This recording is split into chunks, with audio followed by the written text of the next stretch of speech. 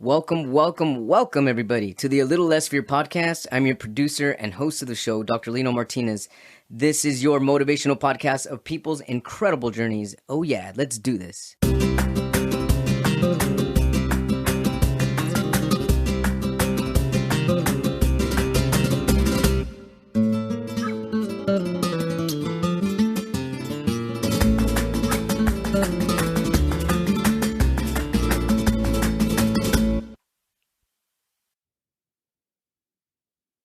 Welcome back, everybody, to the A Little Less Fear podcast. I'm your host, Dr. Lino Martinez.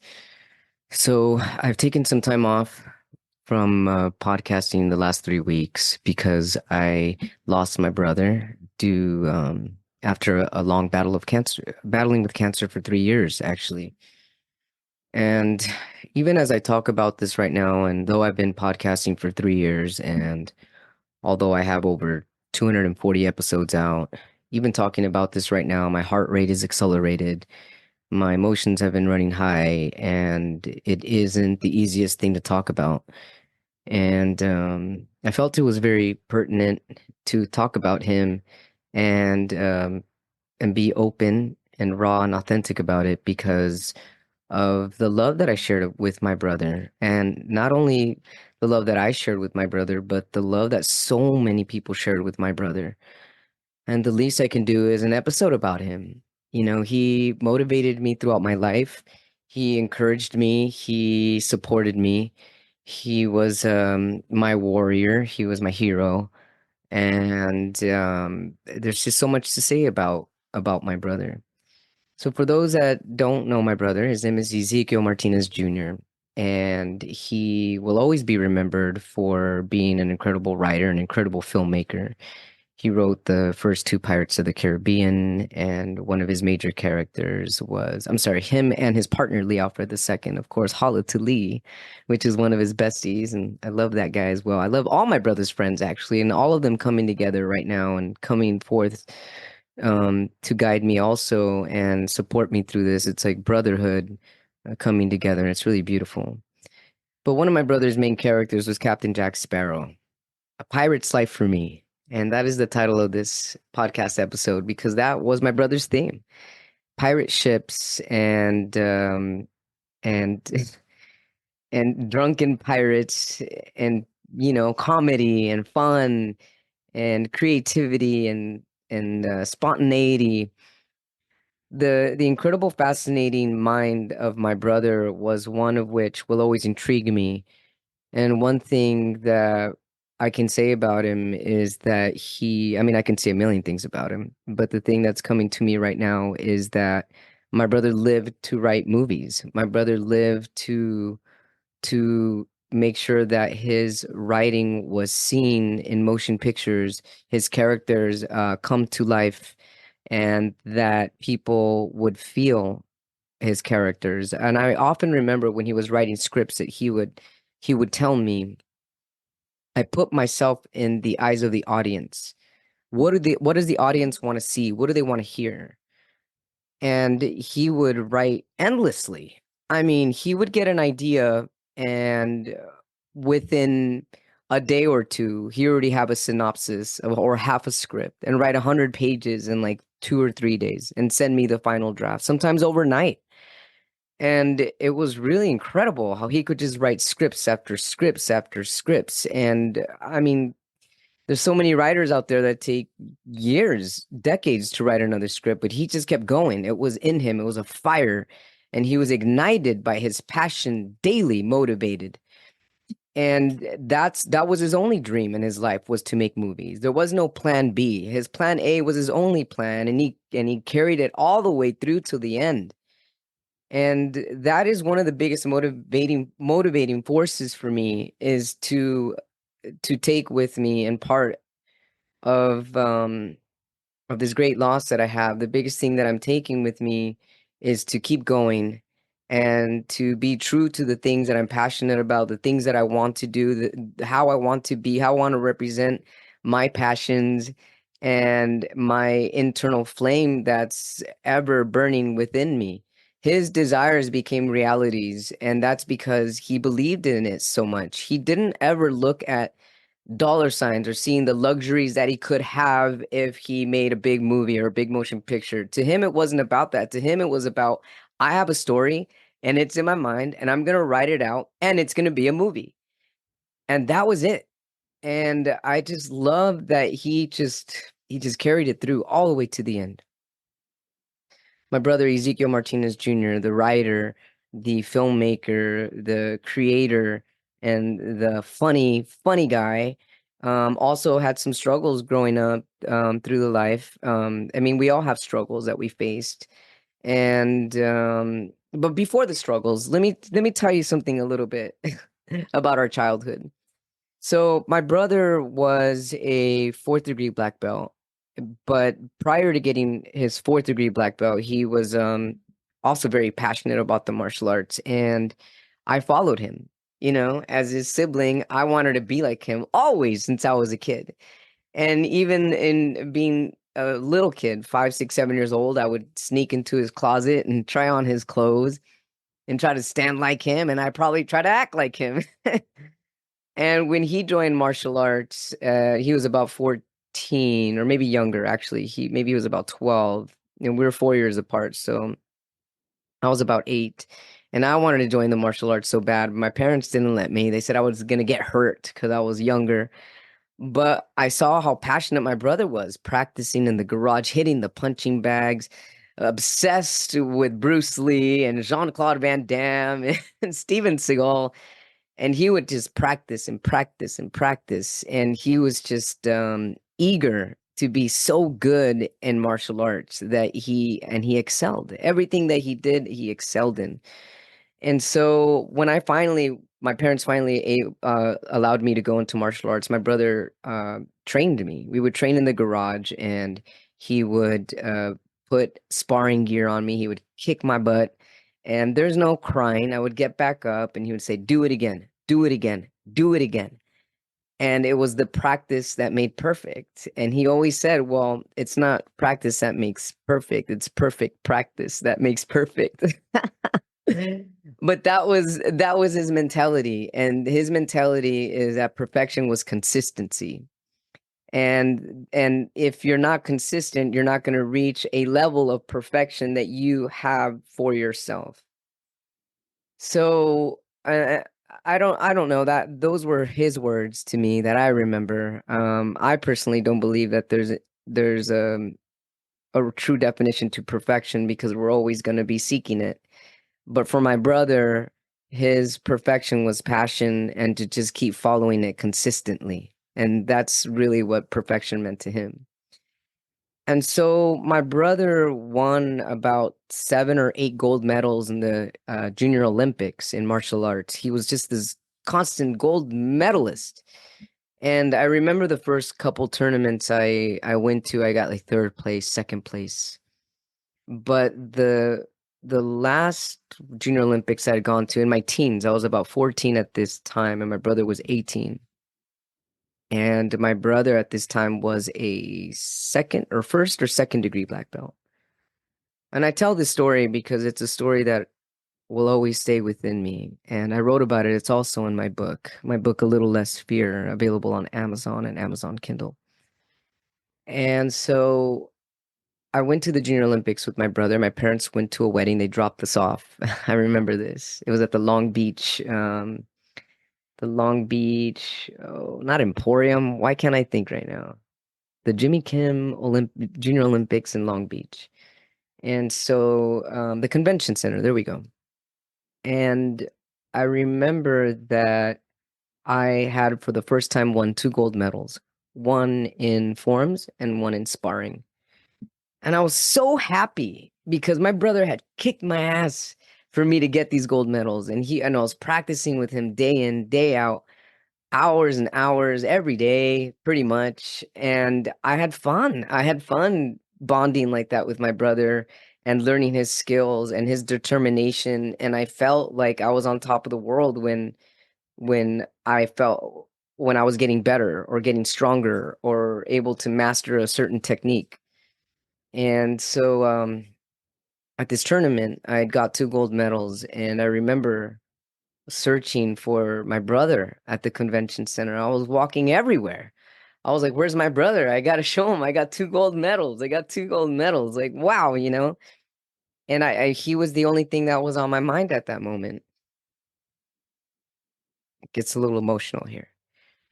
So, when I couldn't find my brother, I saw some of our fellow students, and so I asked them, "Have you seen my brother?" And they said, "Yeah, he was taken to the hospital because he had a concussion, and he was kicked fighting another black belt. He was kicked in the head by the eye area, and he got knocked out." And I remember feeling so scared at the time. I thought, "What? My brother doesn't get knocked out. He's got like 8 gold medals. My brother's never lost. He's never even gotten second place. How is he gonna get knocked out?" And I didn't understand that. And then my parents were called, and I remember going to the hospital and seeing my brother, and he was so mopey, and his face was beat up, and it broke my heart. And I remember driving back with my family, my mom and dad, and my brother and I were in the back seat. And my brother started crying, and he said, "I lost." And he was crying so hard, he was weeping. And I looked at him, and so I got my 2 gold medals and I put them around his neck. And I said, "No, you didn't." I said, "The only reason I got gold medals is because of you. You made me two gold two gold medals here. You made me into a champion." And he just had his head down. And I will never forget that because he'll always be my champion.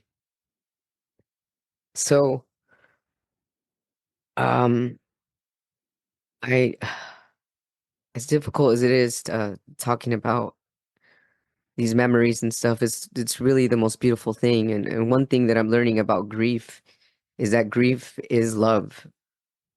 There's so much grief in losing somebody because there's so much love there. And that's one thing I talk a lot about when I'm a guest on podcasts. And one thing I talk a lot about on my podcast is love, because love is the common denominator that everybody shares. It's how we connect. It's the reason why we smile. It's the reason why we laugh. It's the reason why we cry. It's the reason why we keep going. Um, it's the reason for existing. And so, as my journey continued with my brother, we became a little distant. Actually, our 20s were kind of fun. I remember we partied a lot.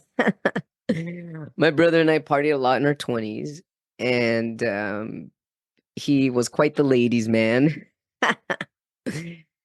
And sometimes his ladies would flirt with me or whatever. I mean, whatever the case, my brother and I had fun.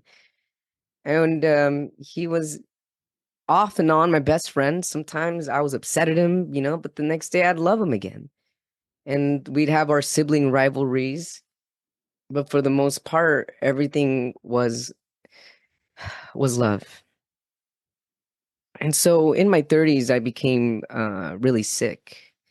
And at the time when I was battling a rare genetic disease, I distanced myself from my family members, even my own mom and dad.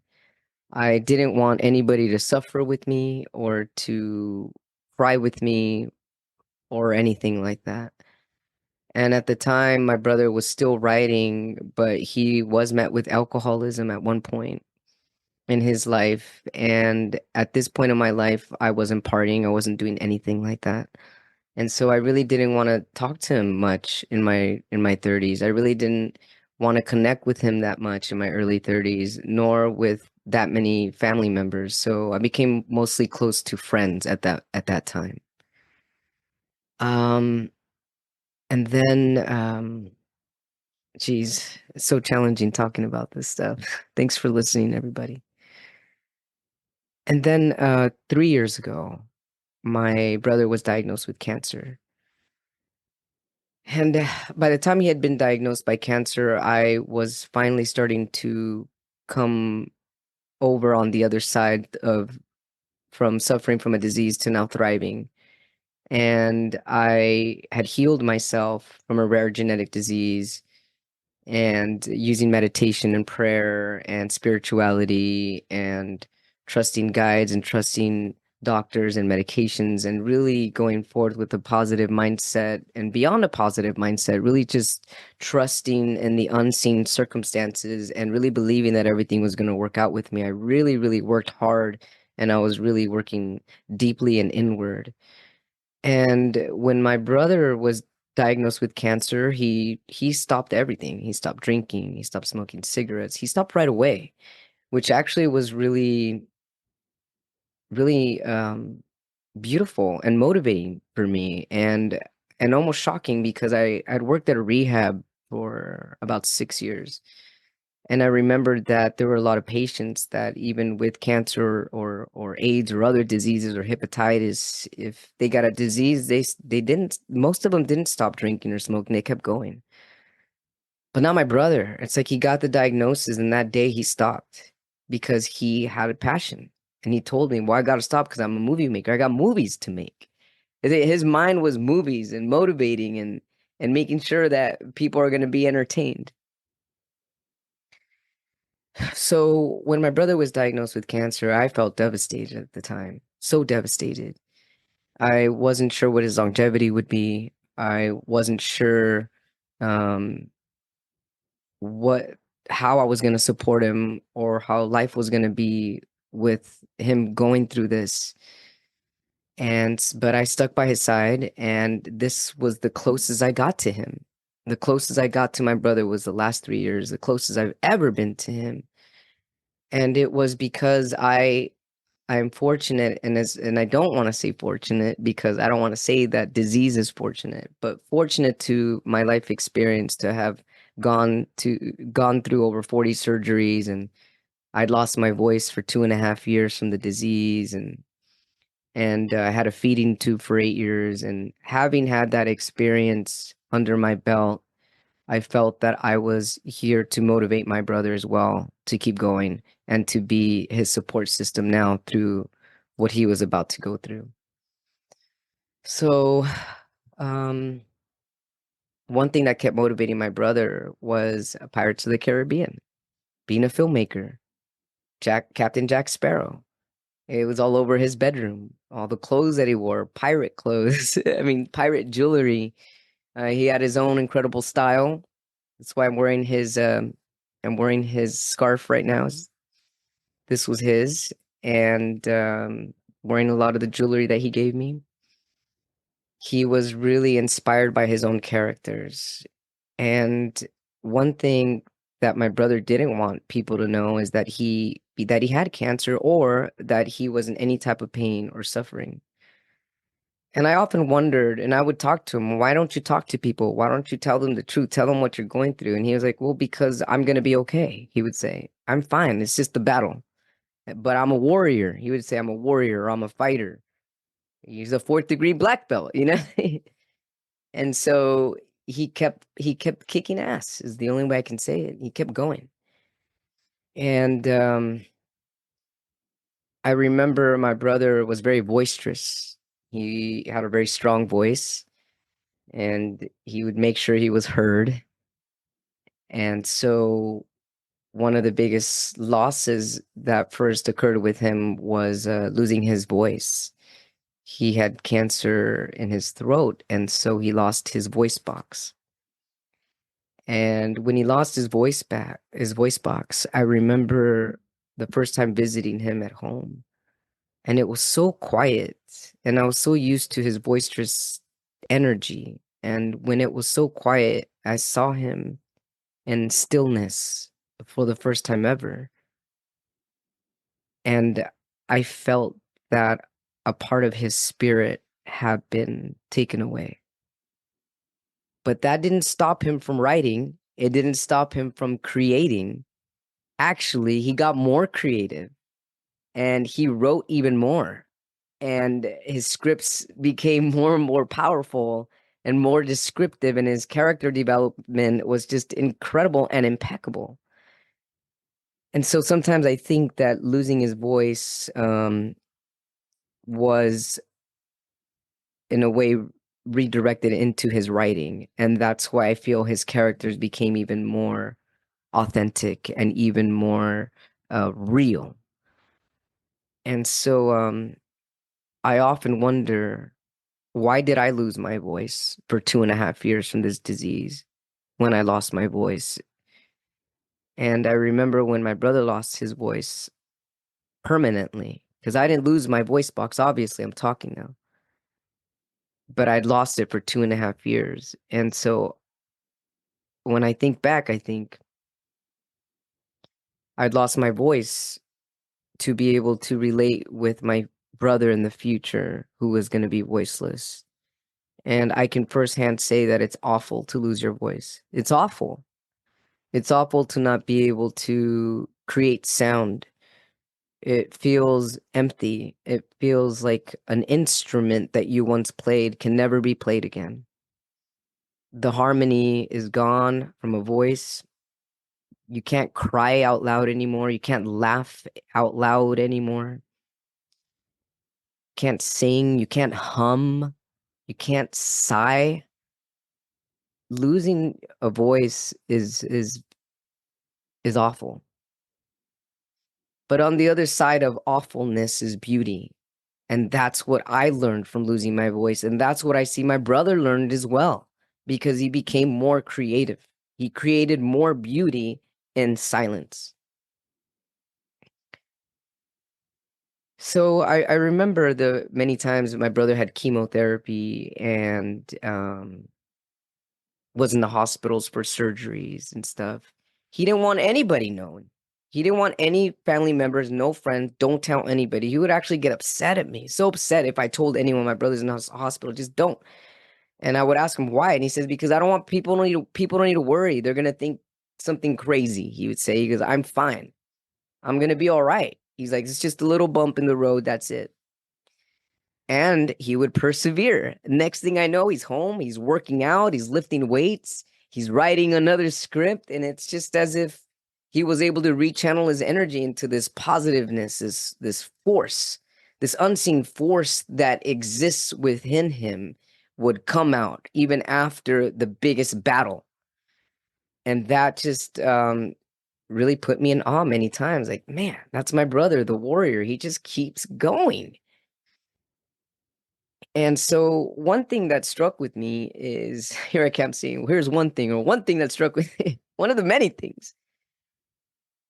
I remember YouTubing Captain Jack Sparrow. Something about my brother's character came to my mind, and it was Johnny Depp visiting children in hospitals, cancer patients, children that were hospitalized, and all the joy that Captain Jack Sparrow was bringing to all of these kids that were sick. It was Captain Jack Sparrow's character that was bringing smiles and motivation and love. And I remember thinking, like, wow, my brother's character has reached billions of people all over the world, let alone dying children, let alone sick children, and people that are not sick.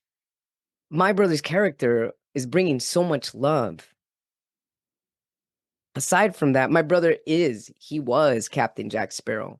That personality is my brother. He's that drunken pirate, making people laugh, being mischievous. That was him. But when Captain Jack had cancer, who was going to visit Captain Jack? Who was going to uplift him and make him laugh? I found it ironic that Captain Jack was there to be there for so many people, but when the real Captain Jack was down, he didn't want anyone to know. And that was because deep down inside, my brother's energy is eternal. It's infinite. And it's going to keep going no matter what. And his character will stay alive no matter what.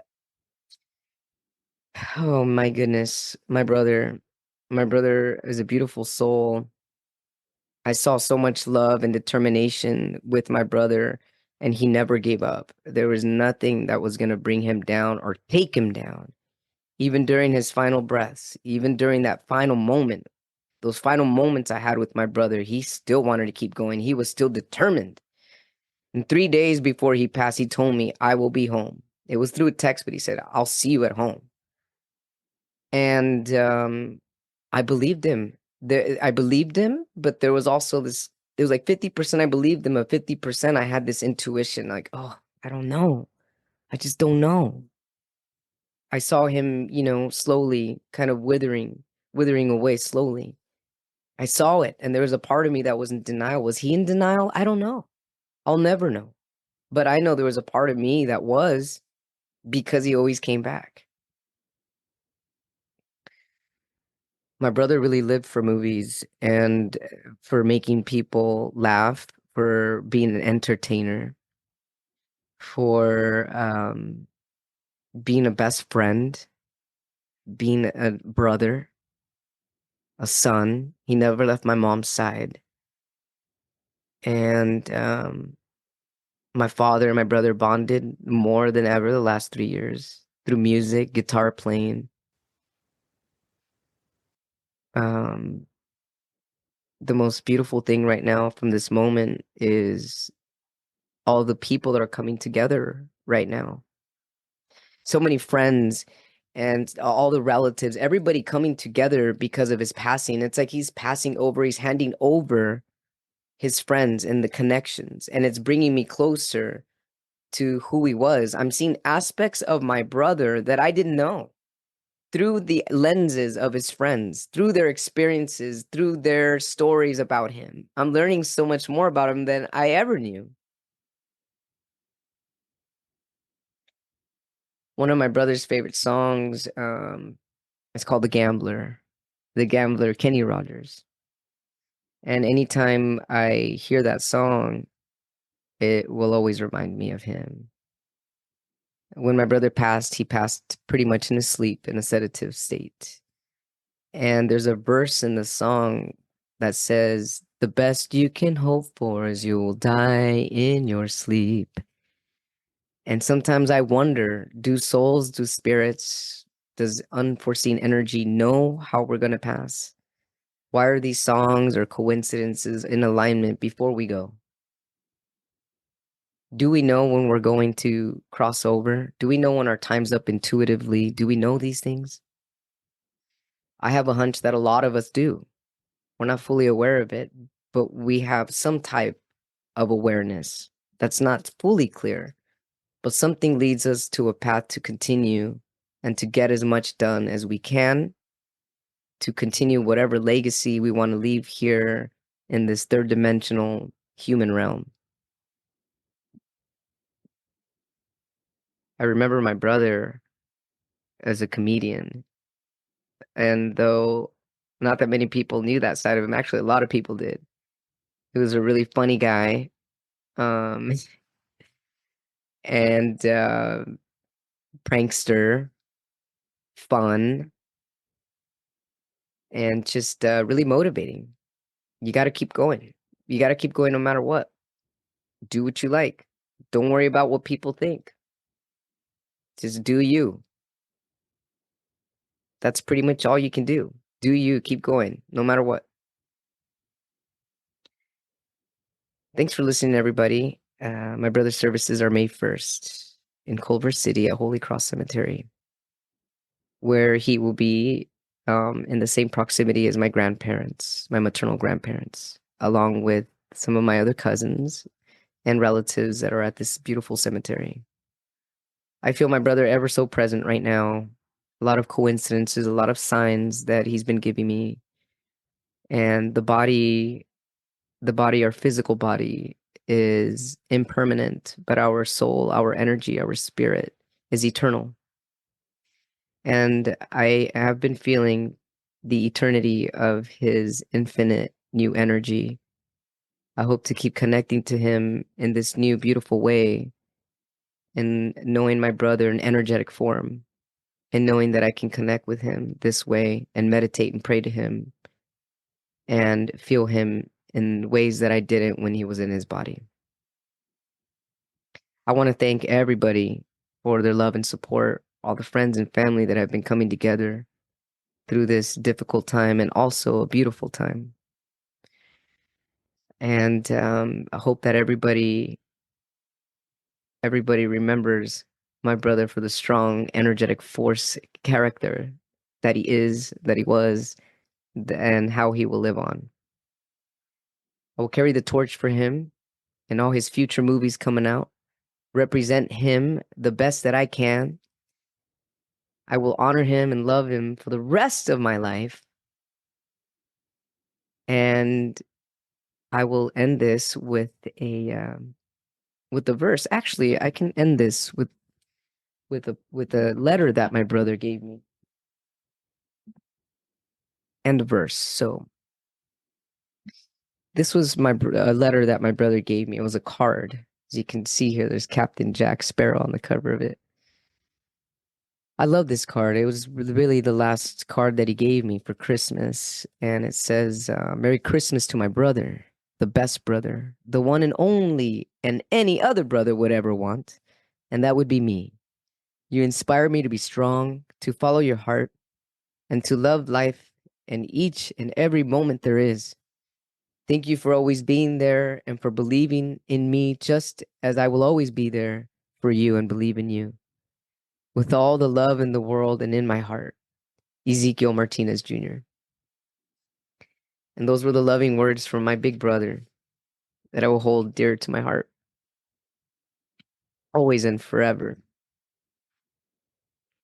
As a lot of you know by now, after following me here, I'm a poet. I've been writing poetry since I was a kid, and I have been writing a lot of poems about my brother. So I will share one here.